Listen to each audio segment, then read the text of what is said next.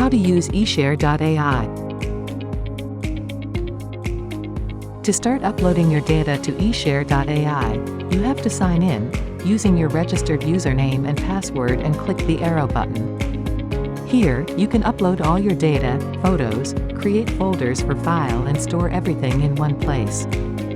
By clicking on the plus sign, you can create a folder, upload documents to the selected folder and create multiple folders. Click on the plus sign button, click on the Upload tab, select the files, and click Open. Your files will be on your eShare drive and can be accessed anytime from anywhere. With eShare.ai, you can store all your data on a single cloud platform.